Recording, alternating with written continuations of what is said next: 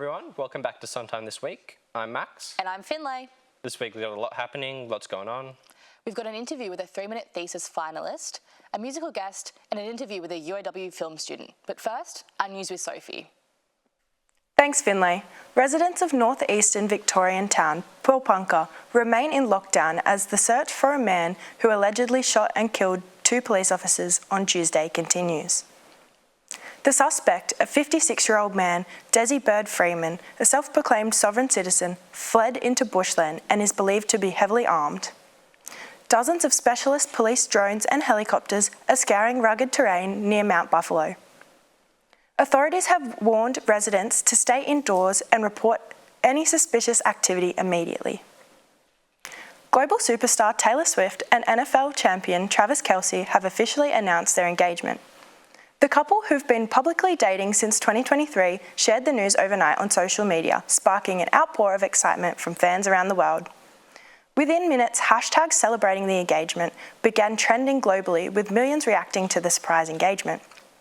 While details about the proposal remain private, the pair's engagement marks a new chapter in their high-profile romance, blending worlds of music, sport, and celebrity into one headline-making love story.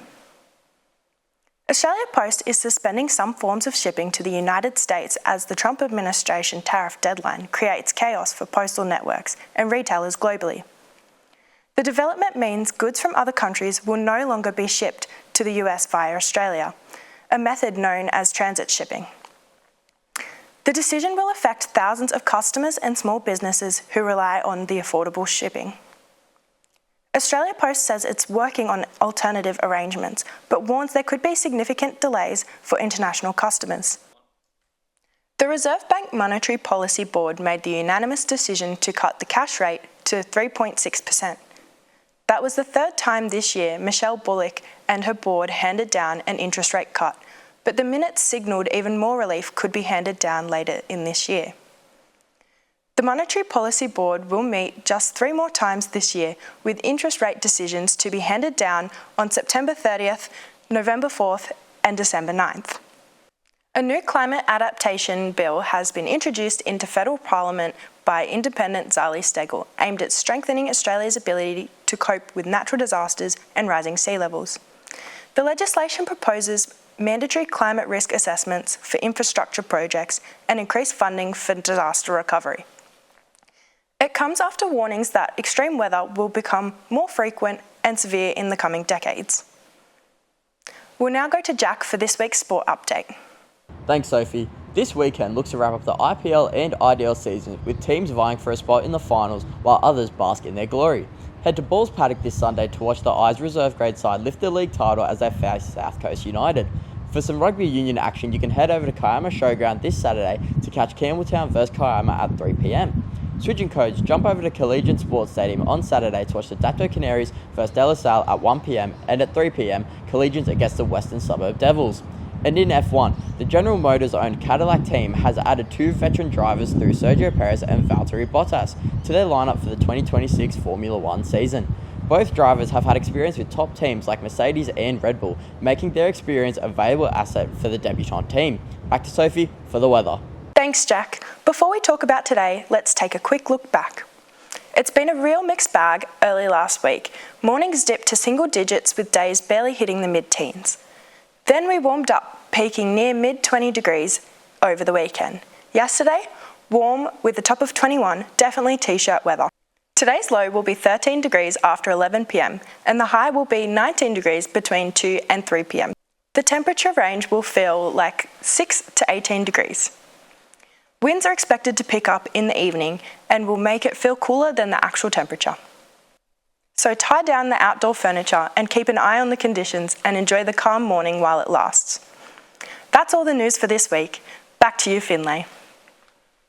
Now we've got Sarah Cameron joining us on the Sometime This Week couch to explain her 3-minute thesis to us. What if I told you that there was a part of your brain that was actually designed to make you feel disappointed? A region about the size of a grain of rice that signals to you to give up and dims your motivation to keep going. Well, it's called the habenula, and it's appropriately nicknamed the disappointment centre of the brain. And while this might sound like quite a cruel design, the habenula actually plays a critical role in regulating our response to failure, helping us to learn from our setbacks and decide when continued effort is no longer worthwhile, protecting us from repeated failure. But in depression, this system goes into overdrive and the habenula becomes hyperactive, amplifying feelings of failure and suppressing the brain's reward response.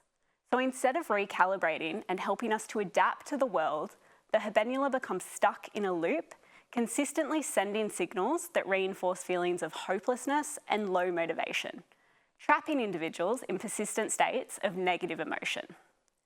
Depression is now the leading cause of disability worldwide, and despite decades of research, about 1 in 3 people won't respond to treatment. Why?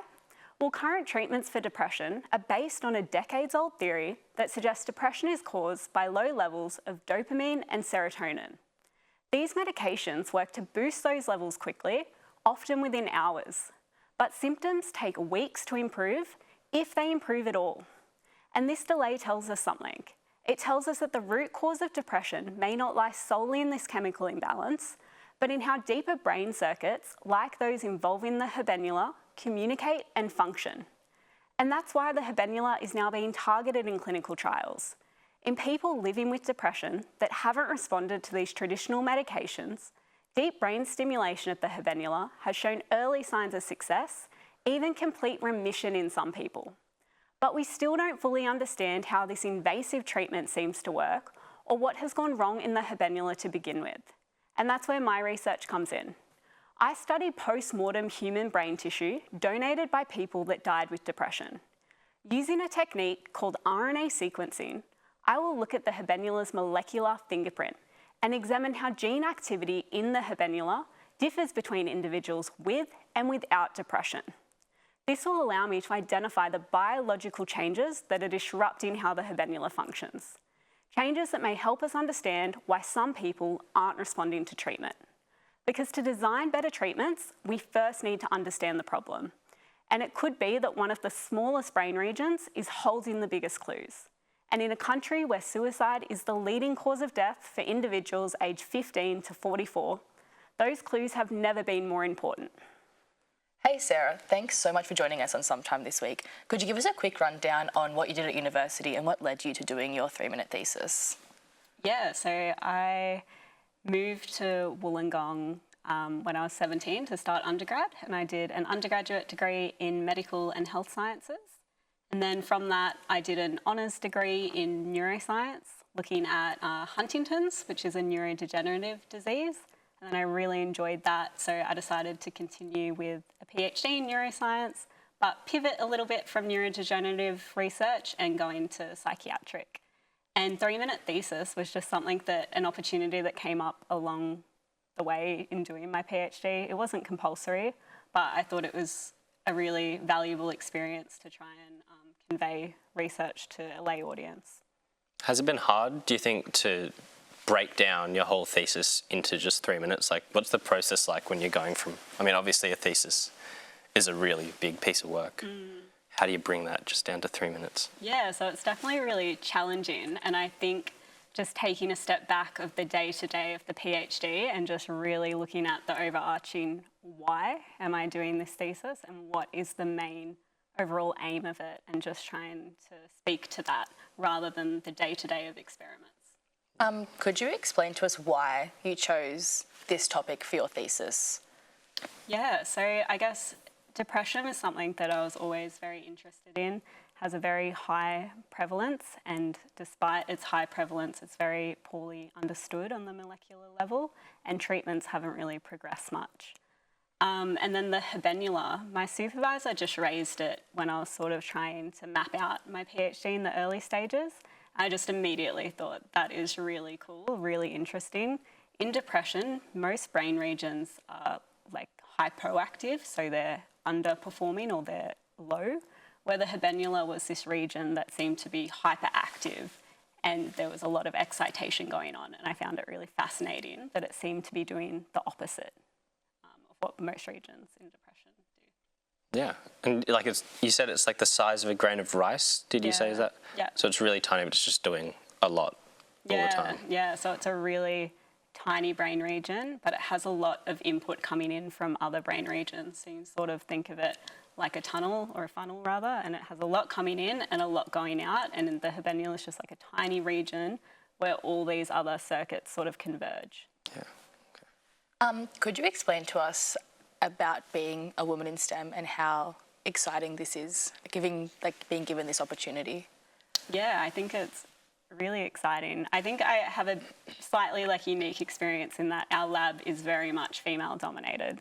So that's been an amazing environment, and I have two amazing supervisors, both very successful women in STEM, and I think just seeing them achieve all they have achieved and just how positive and encouraging our lab environment is really, I feel very lucky to be a part of that. And with the whole, I guess, PhD and the thesis, is there an end goal to your research, like advancing treatment for depression, or what's the end? Yeah, so that's a good question. I guess the experiments I'm doing in my PhD are quite exploratory, so we don't really know much about the habenula at all, let alone in the context of depression. In humans, that is. So it's definitely mapping out what even is there. And then, next steps would then be, okay, well, this is what's there. Can we target those? Are they altered in depression? And then working towards treatments further down the line. When you say in humans, does that mean we know about the habenula in other animals? Or is... Yes, we know a lot about the habenula in rats and mice in particular, yeah. Is that just because they've had research done on them? Or... Yeah, so the habenula is quite tricky to study in humans because it is so small. So it's only recently that it's even been able to be detected on neuroimaging devices, because neuroimaging devices, they work on this thing called a voxel, which is the equivalent of a pixel. And the habenula was smaller than the pixel itself. So very small. But it is now being able to study in neuroimaging studies, so there's a lot more coming out in humans. But when there's no human studies, it's relied on animals, and animals you can actually dissect the brain and get to the habenula, but obviously not in humans. You mentioned that you worked a lot on human cadavers. What was that experience like? Yeah, so we get the brain tissue itself from the brain banks. So it's not as though we get a whole brain. It's been dissected out for us by the brain banks, and then they send us these little tissue chunks from there. Is it really simple to tell the difference between a brain tissue that is of someone that had depression versus someone that didn't? What are the differences when examining that? So visually, on a gross scale, you're not going to be able to see anything. And even molecularly, the changes are very subtle compared to a neurodegenerative disease like Alzheimer's. Because if we think about something like depression, it looks so different, and that applies to the molecular level as well. It's not as though there's these really clear, robust changes that are consistent throughout all cases of depression. Do you think that might be why it's so, I guess you said misunderstood earlier, because it's such a subtle difference in, I guess, the brain? Yeah, so it's definitely very challenging to treat in that sense, because it might be that different treatments apply to different, I guess, subtypes of depression, and mapping out what those are and how to treat them is definitely important. Yeah, okay. And what we were talking about earlier, I guess, before the interview, with how you actually look at all the data. You said you look at on Excel. Is that, how does that work? Yeah, so I guess, so I was just trying to explain that I guess the output of the data, once a lot of the statistics is done, which is done through R, you essentially just left with this Excel sheet that has about all the genes that we could map to the human genome from these cases. So there's about 70,000 genes. And then we can see, okay, how are these genes changed across depression compared to controls, and try and group some of the genes together and see if there's common themes and common systems that are coming up. Yeah. If that makes sense. Must take a lot of time to pour through all of that data. Yeah, it does. Yeah. Has your PhD opened up pathways for future research that you wouldn't have known about before? What's next, basally? Yeah, definitely. I only said to my supervisor the other day in a meeting, 2 months ago, I wouldn't have understood anything I'm saying right now. So it definitely has broadened my skill set. especially in terms of like the bioinformatics research, which is what I spoke to today, like the RNA sequencing. It's definitely something I wasn't familiar with before. And yeah, it's definitely something I would like to continue pursuing in the future. That's all we have time for today, Cool. but thank you so much for joining us. That was an extraordinarily interesting thesis to listen to, and I wish you luck with the rest of it. Great, thank you both Thank you so so much. Thank you. Thank you so much to Sarah for joining us. Next up, we're going to have our musical guest. We'd like to introduce local band Benchwarmers to the Sometime This Week stage, performing their new track, A Song for You.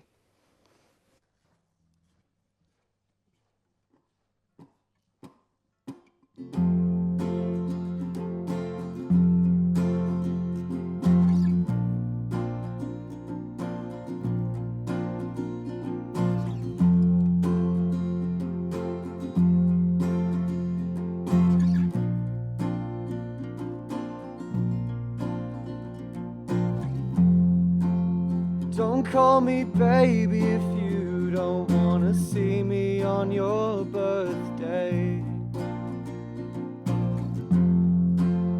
Don't call me up and say you love me, 'cause I know that you're off your face. You said you miss me, but I know you mean the way I feel between your legs. Tomorrow's Valentine's and I'm alone, but that's okay, 'cause I don't wanna be in your bed, in your bed, in your bed, in your bed.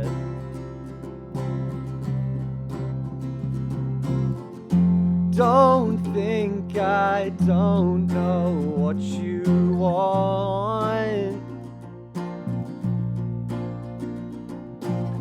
'cause I know you turn me on. And don't you call my name, I'm already gone.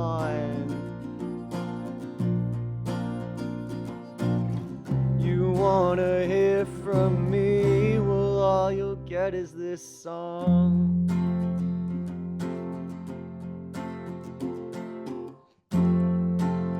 I'm not your baby if you only wanna see me after midnight. I'm just another guy that looks like him, is up this late and knows how to fuck alright. I know those posters on your wall better than I know that drive back home.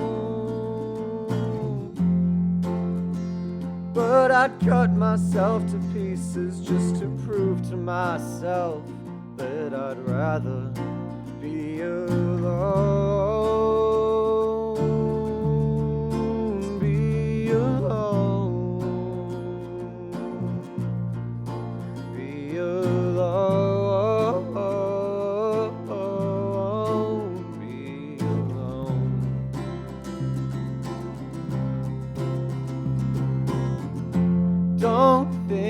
I don't know what you want,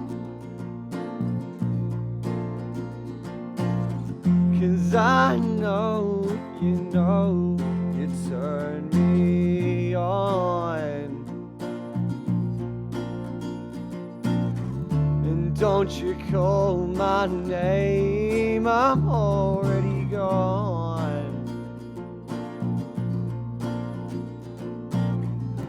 Wanna hear from me, well all you'll get is this song. Don't say you want me by your side.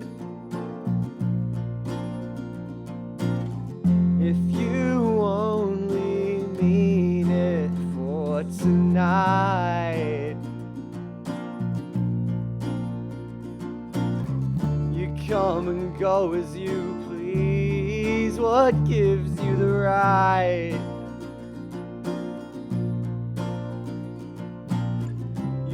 want the best of me. I want you out of my life. Thank you guys so much for a wonderful performance. Make sure you check out Benchwarmers Band on Instagram or go to TBH on the 10th of October for their next gig. How good was that?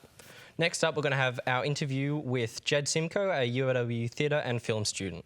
All right, with us we've got Jed Simcoe, a UOW film and theatre student. Jed, so you're taking a trip to Vietnam? Yeah, to Hanoi specifically. Yeah? Going back to, so I went there last year in November and did a little 2-week course making dance films. We took 10 BCM students and 10 acting students and made dance films with the local Vietnamese people. And yeah, I'm going back in a week to do a similar thing, but this time just documentary, so I'll be purely doing film-based stuff. Are you going over with the same people or is it a different group of people? Different group of people, much smaller, but the same teacher, same lecturer, so yeah. And so are you working with students in Vietnam? Yeah. So there's just me and a girl named Eva, and then the lecturer Aaron, and then the rest will all be the Vietnamese students who we'll be working with. And what do you plan to make documentaries on? Or you're not quite sure yet? I'm not quite sure, but I'm pretty sure they will still be related to like the environment and all the sustainable goals, and I think it'll still be similar to that. So the UN SDGs, the Those are United the ones, yeah. Nations Sustainable Development Goals. Yeah. Okay. Do you have any vague plans of what you wish to create based off of the dance films that you created last time? Do you have any ideas or things you wish you did differently? Yeah, I think because we're working so much more with the Vietnamese and there's less of an Australian influence, I think it'll be a completely different experience. And so I think I think there was a lot of Vietnamese culture in all of our dance films that we created. I think there'll be even more in this documentary, and I think we'll see, more of their lives with less of an Australian or a Western influence in them. So yeah. Yeah. So a lot of like collaboration, and you'll be working with these students. Yeah. At the Hanoi Academy of Theatre and Cinema? Yeah, that's the one. Yeah. And how long are you going for this time? Just for a week. It's just a 5-day course, and yeah, hopefully bring back a documentary or a piece of work back. Yeah. And do you reckon we'll be able to see these documentaries anywhere? Like, will they be in film festivals or like showed with UOW? Yeah. I definitely think UOW definitely show them, and I have asked Aaron about that, and he says that he's done this trip previously, and their work it's not amateur. It's pretty professional, and they work hard and they try hard and they create work. So yeah, hopefully.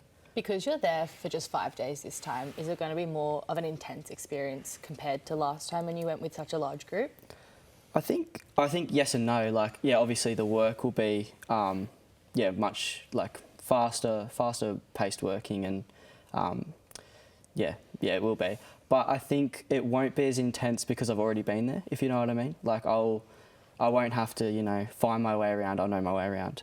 And won't have to struggle with language or just simple stuff like getting around. I know how to use their Ubers over there. And so I think it will be intense work-wise, but I think I'll be more relaxed, like, mentally. So, and will it be a fun experience to go back and potentially experience something that you experienced before? Yeah, no, I hope to create new memories, but I do want to relive some of the great ones that I had before, and and catch up with them. I'm going to text some of the students I met over in Vietnam and continue that relationship over there. Do you think some of these trips that obviously happen through the uni can create those international relationships through, I guess, work like cinema or theatre?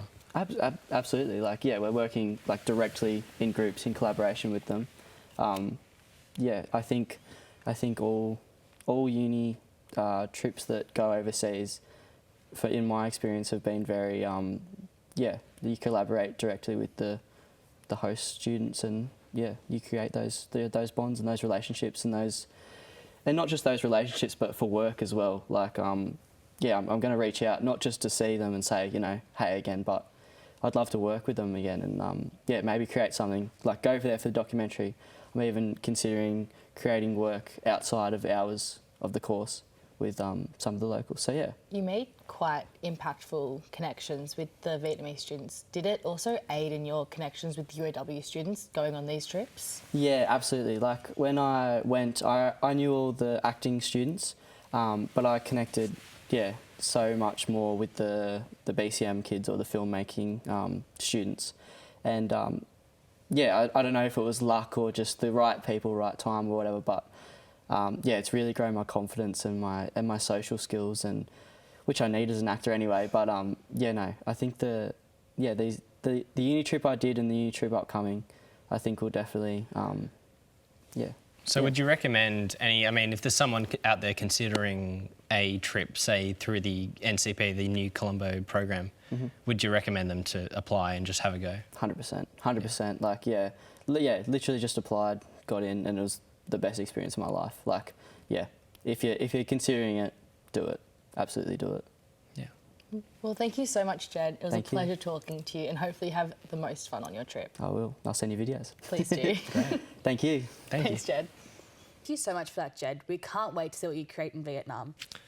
Does anyone want to see a card trick? What, me? Yeah? Yeah, sure. Yeah? All right. Let's go. I'm just going to shuffle these cards, get them all mixed up. Of course, as you should.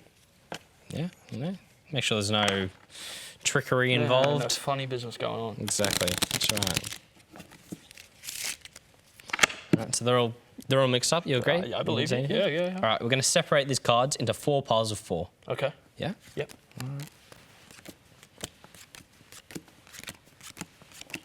Does it run in the family, the magician thing? No, I'm actually the first of the generation. Oh, really? Apparently. That's what I've heard. Okay. All right, pick a pile. Got this one just here. And memorise one card. And you can show I'm going to close my eyes. Show the camera. Okay. You can show them your card that you've picked. And then I want it. And then have you got it? It's all away. I can't see. Nope. Pop the card down. Pop the pile down. I'm just going to give top of here. I'm just going to give him a bit of a shuffle for safety. Ah, that's fine. I'm just going to put him just there. Yeah, that's all right. So they're all mixed up. You agree? Yep. Yeah. Okay. We're going to mix them into 4 piles of 4 again. Okay. Keep track of which one your card is in. Okay.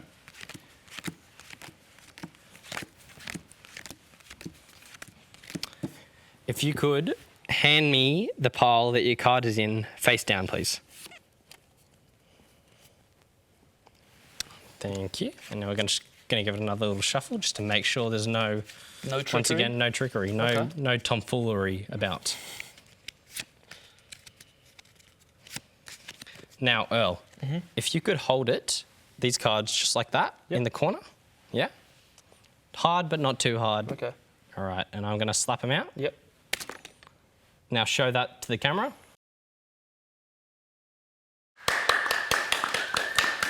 Thank you so much, Magic Max. That was truly something special. This has been Sometime This Week. We'll catch you guys next time.